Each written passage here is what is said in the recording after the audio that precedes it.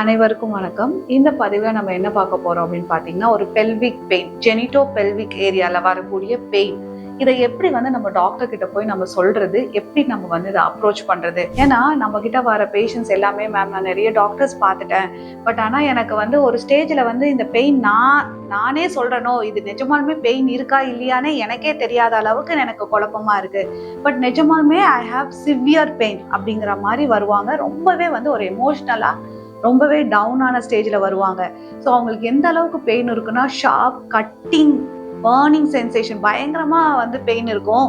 So இதை மாதிரி ஒரு பெயின் இருக்குது அப்படிங்கும் போது நீங்கள் என்ன பண்ணணும் அப்படின்னா, நீங்கள் டாக்டர் கிட்ட கன்சல்ட் பண்ணும் போது ஃபஸ்ட்டு இந்த பெயின் எப்போ வருது, இந்த பெயினோட கேரக்டரிஸ்டிக்ஸ் எப்படி இருக்குது, எவ்வளோ நேரம் இருக்குது, இது எது கூடவாது அசோசியேட்டடாக இருக்கா. ஏன்னா சிவியராக இப்போ வெஜினிஸ்மிஸ்லாம் பார்த்தீங்கன்னா சிவியர் பெயினோட சேர்த்து பயங்கரமாக ஸ்வெட் ஆகும், அவங்களோட ஹார்ட் பீட் எல்லாமே இன்க்ரீஸ் ஆகும், பால்பிட்டேஷன் வரும். நிறைய பேர்த்துக்கு மசில்ஸ், அவங்களோட தை மசில்ஸே ரொம்ப கன்ஸ்ட்ரிக்ட் ஆகும். சில பேர்த்துக்கு பார்த்தீங்கன்னா சிவியரான பெயின் இருக்கும், பட் இந்த மாதிரியான ஆங்ஸைட்டி ரிலேட்டடான ப்ராப்ளம்ஸ் எதுவுமே வராது. ஸோ உங்களுக்கு உங்களோட பெயின் எப்போ இருக்கு, எப்போ வருது அப்படிங்கிற விஷயம் சொல்ல தெரியணும், கேரக்டரிஸ்டிக்ஸ் ஆஃப் த பெயின் தெரியணும், டியூரேஷன் எவ்வளோ நேரம் வரைக்கும் இருக்குங்கிறத தெரியணும், எந்த விஷயம் பண்ணும்போது பெயின் இருக்கு, இல்லை க்ரானிக்காக பெயின் இருக்கா, ஃபுல்லாக பெயின் எப்போயுமே இருந்துகிட்டே இருக்கா. ஸோ இந்த விஷயம் எல்லாமே உங்களுக்கு சொல்ல தெரியணும், டாக்டர்கிட்ட உங்களுக்கு எக்ஸ்பிளைன் பண்ண தெரியணும். ஸோ நீங்கள் சொன்னதுக்கப்புறம் டாக்டர் சில கொஸ்டின்ஸ் கேட்பாங்க, ஃபிசிக்கல் எக்ஸாமினேஷன் பண்ணுவாங்க, இன்டர்னல் எக்ஸாமினேஷன் பண்ணுவாங்க, தேவைப்பட்டால் சில பிளட் டெஸ்ட் எல்லாம் எடுப்பாங்க to know what is happening in your body.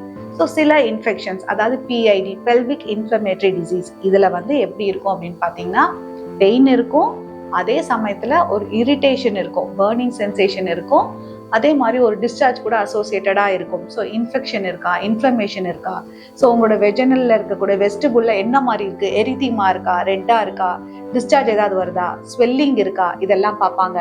உங்களோட நர்வ்ஸ் எப்படி இருக்கு, உங்களோட மசில்ஸ் எப்படி இருக்கு, இது எல்லாமே அசஸ் பண்ணுவாங்க.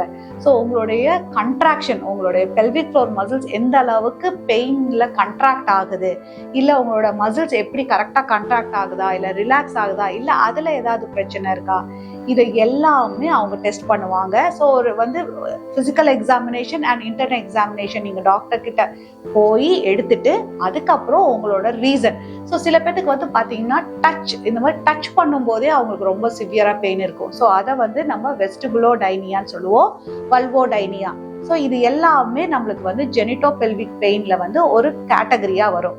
இது இல்லாம வெஜினிஸ்மிஸ்ங்கிற ஒரு கண்டிஷன் இருக்கு. ஸோ இந்த வெஜினிஸ்மிஸ் இன்வாலன்ட்ரியா மசில்ஸும் சேர்த்து கண்ட்ராக்ட் ஆகும். ஸோ நம்ம வி ஹாவ் டு டிஃபரன்ஷியேட், இது எதனால வருது, ஸோ இன்ஃபெக்ஷனால வருதா, இல்லை இது எல்லாமே பெல்விக் ஃப்ளோர் மசில்ஸ் இல்லாம நம்மளுக்கு யூட்ரஸ்ல நடக்கக்கூடிய ஏதாவது பிரச்சனையா, இல்லை நம்மளுக்கு ஏதாவது ஆர்கன்ஸ், பெல்விக் ஆர்கன் ப்ரொலாப்ஸ் நடக்கும் போது அந்த டிராகிங் சென்சேஷனால ஒரு பெயின் இருக்கா. ஸோ இது எல்லாமே நம்ம பார்க்க வேண்டியது இருக்கும். பெயினே இல்லாமல், சர்ஜரி இல்லாமல் நிறைய பேருக்கு மெடிசன்ஸில், எக்ஸசைஸில், டயட்ஸ்லேயே சரி பண்ணுற மாதிரியான நிறைய ஆப்ஷன்ஸ் இப்போ அவைலபிளாக இருக்குது. ஸோ லேசர்ஸ்லேருந்து PRPலேருந்து அத்தனை ட்ரீட்மெண்ட்ஸ் இப்போ அவைலபிளாக இருக்குது. ஸோ லேடிஸ் பெயினோட சஃபர் ஆகாதீங்க. ஸோ பெயின் இருக்குது அப்படின்னா நம்மளுக்கு தலைவலி, காய்ச்சல் எப்படி இருக்குது, ஸோ கையில் வலி வந்துச்சுன்னா நம்ம போய் பார்க்குறோம், முட்டியில் வலி வந்துச்சுன்னா ஆர்த்தோ டாக்டரை போய் பார்த்து நம்ம சரி பண்ணிக்கணும்னு நினைக்கிற மாதிரி, உங்கள் பெல்விக் ஏரியாவில் பெயின் வந்துச்சுன்னா அதை நீங்கள் கடந்து போகாமல் அது என்ன ப்ராப்ளம்னு தெரிஞ்சுக்கிட்டு பெயினை சரி பண்ணுறதுக்கான வழிகளை பாருங்கள். ஸோ உங்களுக்குமே இந்த மாதிரி பெயின் இருக்குது அப்படின்னா டிஸ்பிளேல தெரிய நம்பருக்கு கால் பண்ணியோ டெக்ஸ்ட் பண்ணியோ உங்களுக்கான சந்தேகங்களை கேட்டு தெரிஞ்சுக்கோங்க. மீண்டும் அடுத்த வீடியோவில் சந்திக்கிறேன். நன்றி, வணக்கம்.